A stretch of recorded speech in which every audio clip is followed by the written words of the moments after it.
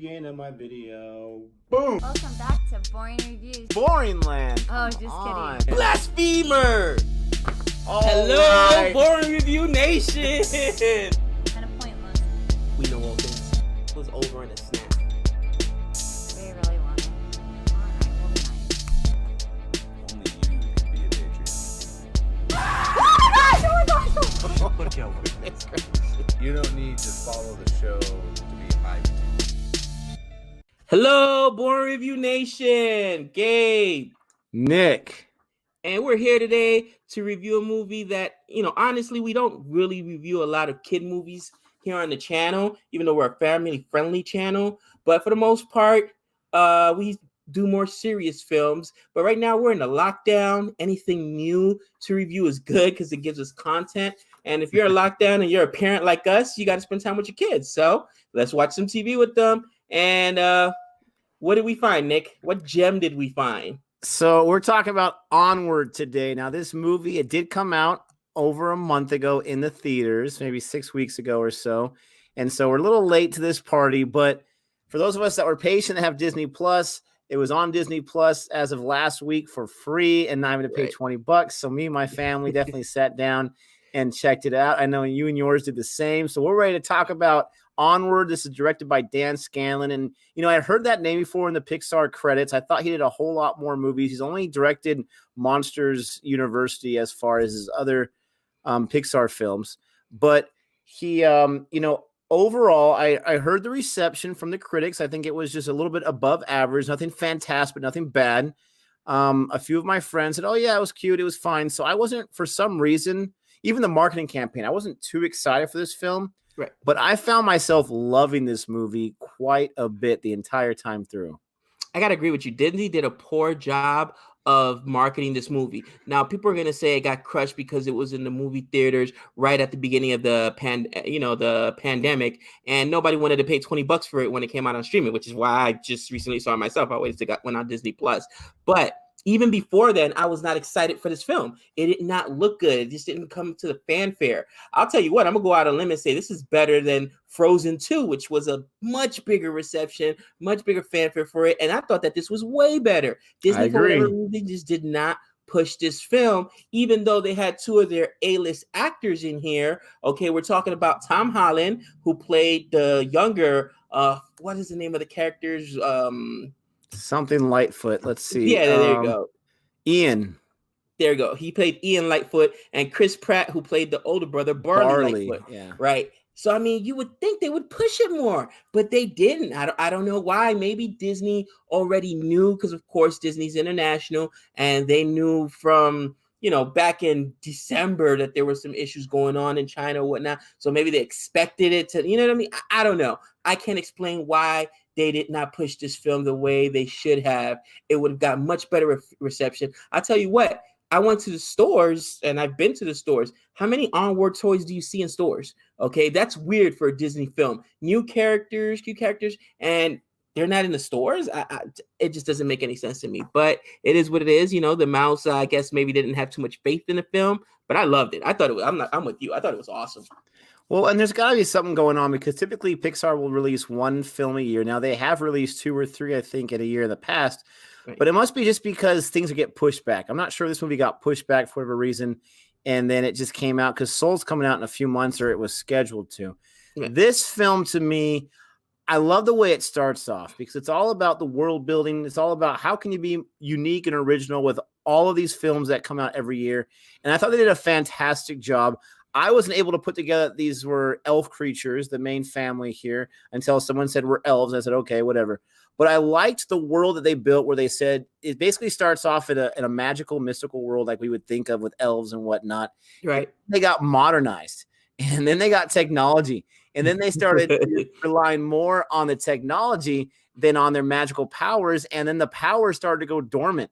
And these creatures like fairies and pixies, like they're not flying anymore. And if you say a pixie can fly, they get mad at you. Like, how dare you? We don't know how to fly.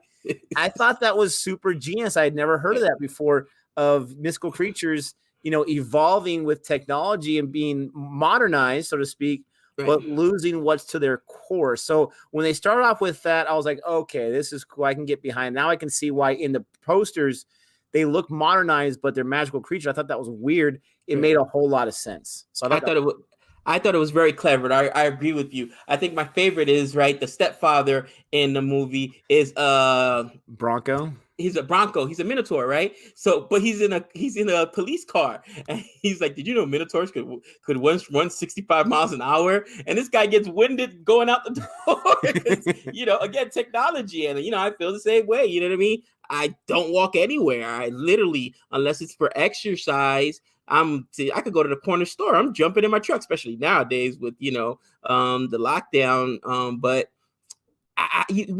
technology does kind of rob you of certain things. You know what I mean? Things that you would normally do by hand. And obviously, we didn't have magical powers, but we did have, as a society. At one point, we were much fitter, obviously, because we were outdoors more and we were getting more exercise. Public transportation wasn't as much as prevalent as it was today. Cars weren't as prevalent as it was today. So people used to walk to the places all the time or ride their bikes. You know what I mean? So you do lose a little something with technology, even though technology has its, really, really great points, but it takes something away from you. You know what I mean? Well, I'll tell you what, right now, quarantine and whatnot is saving our lives, so to speak, as far as boredom goes. The cool thing about being quarantined is I don't know how you are, but me and my family, it's not just 100% technology. We are doing games. We are doing other activities. We are going outside and bikes and whatnot, just our front yard and not getting too close to anyone at all. So that's kind of nice. But yes, I like that whole world building.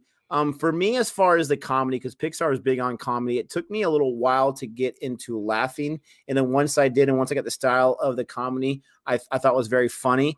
I thought it was really interesting how you have Tom Holland, Spider-Man, obviously, Chris Pratt, Star-Lord. You think Chris Pratt's character, he's a bigger, bulkier guy. You think he's going to be like big man in campus, cool guy, because Chris Pratt, you think he's a cool guy. At least I do.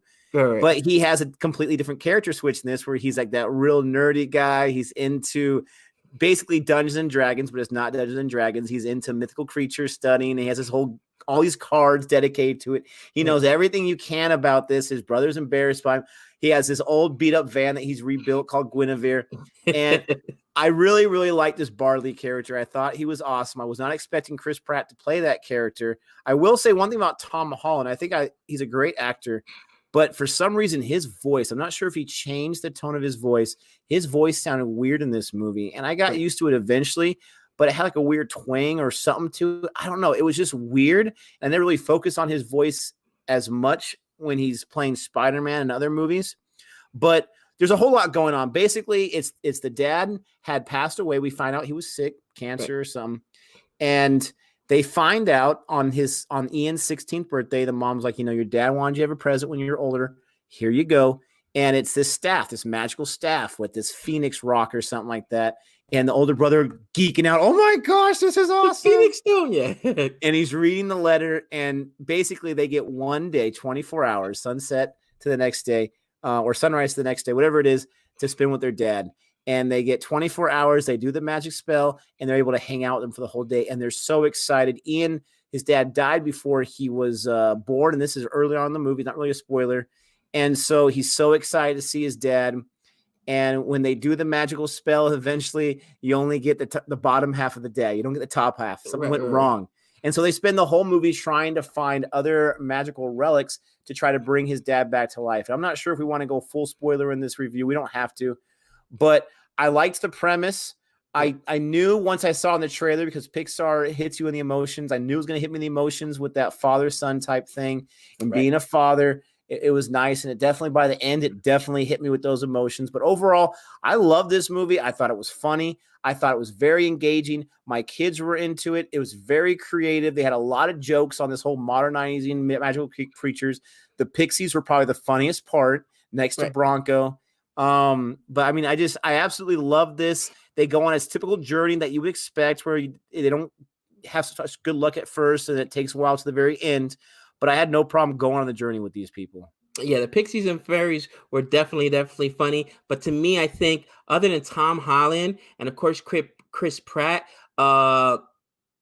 my favorite character, and again, the role wasn't huge, but it was, you know, a pretty sizable role, is Octavia Spencer. She played the Manicore. Now, Octavia Spencer, she's used to, the last thing I saw her in was a movie called Mama, which she was really, really Did you dark. see that? Yeah, I saw Mama. Dude, That looks so I'm like, creepy, wow. man. Oh, dude, she was dark in this movie. Of course, come on, you know I love the bad guys. But I mean, to go from that to this Manicore character, it was so different, and this is so funny the way they put this twist on it, man. And then later on, she really gets into it, and I'm like you. It's on Disney Plus. You know, one of the reasons we wanted to review it, because it's on Disney Plus as well, is because a big portion of our fans, a big portion of subscribers are from India. Well, India just launched in Disney Plus about, I want to say it was a week ago or something to this effect at this point. And I guess it's part of Hotstar, because when Disney bought Fox, they acquired Hotstar. So they get it for free if they already have Hotstar. So I'm like, hey, you guys are going to be locked up with your kids too. Check it out. You'll love it. Onward's a great family film, and it's definitely something to do right now during the quarantine. And again, if it's already on Disney Plus and you got it for free, it's better than, you know, paying $20 for something else that's dropping. Even though, spoiler alert, I'm probably going to pay $20 for something else that's dropping. Well, I mean, you know, why not, right? I mean, you can't really go out and do too much entertainment. It is nice to be able to have something when it's fresh and it's new, like Trolls or whatnot. So, I mean, it is $20 and you're like, ouch. But if you were to take your family to the theaters, that's $10, $14 per person, at least here in the States. It's not too bad. I was surprised with how much I liked this movie. I wanted to see it because it was new. I wanted to watch in the theaters, and probably the main reason was because a friend of ours, Adam, he said that there's a little Simpsons short at the beginning. They used to do these different shorts, these creative shorts, and there's a Simpsons short. I'm a huge Simpsons fan. I thought that was awesome. We didn't get it on the Disney Plus one, but that Simpsons short is now available on Disney Plus. So I saw it with my kids. It's new, and it's very cute and clever and whatnot. But I wasn't super excited for this film, and then you watch it, and it's awesome. I love fantasy type movies. It was almost, I'm wearing a Raiders of the Lost Ark shirt. It was almost kind of like a kid version of Indiana Jones, if that makes sense, because they're trying to find some kind of relic, and they go into like wells, and they go down into areas, and there's like booby traps, like in the second Indiana Jones, and I totally dig all that. If I had a complaint, it would be the ending, even though the ending was probably also my favorite part. Parts of it definitely got into that whole shtick of, you know, let's have some kind of antagonist, because there's not really an antagonist in this movie, not traditionally. And I guess that's a formula for Pixar. I never realized before. They don't ever have one antagonist, but there's not really an antagonist, and that's fine. But what happens at the end, I don't want to give too much away, but basically the dragon part, I thought that, okay, this is, you know, just a dragon on too long. And then what happens with the dad? Part of me was upset with what happened with the dad, but since I know Pixar, I knew that was going to happen, and I'm not going to go into any details on what happened, but I was a little disappointed. If I didn't set myself up for that kind of ending because I felt it was coming, then it would have been more disappointing, because I like a happy ending. And for the most part, it did. When we get to the part where the two brothers' friendship, that's all I'll say, gets cleared up at the end, I was on the verge of tears, man. I mean, that was some good stuff. That was some powerful stuff. That was why that's why I say the ending was one of my favorite parts, that whole part of it. I just didn't like how they sewed up the father storyline. It makes sense. I'm not going to say it doesn't, but that was probably my biggest complaint, is that. And maybe we didn't, because maybe other complaints, we didn't get a lot of that, what'd you call it, Manicore? The Manicore, or a lot of the mom. The mom was awesome. The mom was really good, but she was not fooling around whatsoever. I would have liked to get a little more of those two characters, but other than that, I really like this movie. Yeah, no, I mean, I know what you're saying, but I think, like you said, Pixar always breaks you down to build you back up, and they do pull out those emotional heartstrings, and they have some stronger messages sometimes in their films. So again, I enjoyed it, and much more than Frozen 2, and I'm just surprised that Disney did not get behind this film and market it better and put the toys in the store. And you know, I watched it with my younger son, and he wants a Manicore. I have been to Walmart dozens of times over the quarantine. Have you seen a Manticore doll? I haven't. You know what I mean? wasn't looking, but I can't imagine it's there. I mean, they didn't have the Baby Yoda in the stores.